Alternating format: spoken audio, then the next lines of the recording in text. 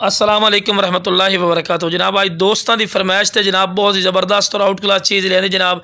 ये माशाल्लाह वो बकरी है पे जी जनाब पहले पहले सूए ची दो दो तीन तीन बच्चे देंदी और माशाल्लाह ये भी मक्खी चीनी माशाल्लाह ने पे बहुत ही अच्छी और खूबसूरत माशाल्लाह चीज़ ने और माशाल्लाह क्वालिटी लंबी गर्दन च माशाल्लाह चंगी वेल और चंगे ही हाइट कादे च बंदे नाल खड़ा करने का मकसद होंगे बिरा के तुहानू हाइट कादा भी पता लगे।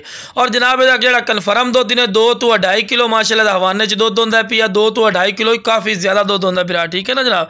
और माशाल्लाह ये ऐसी चीज़ है जी पिछले सूए जनाब इन्हें जनाब 3 बच्चे दिते सी ते इस सूए च माशाल्लाह जितना दा पेट लग रही है पिया 3 बच्चे देसी और जनाब एक हफ्ता लेंदी जनाब हफ्ते तो बाद इंशाअल्लाह अल्लाह खैर कीते बच्चे दे देसी।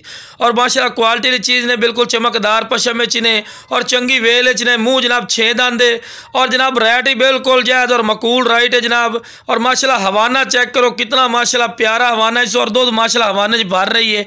और जनाब ये तो दस दे भी कोई 5 तो 10 दिन बड़ी मुश्किल नाल लई से जी हफ्ता ला लो है।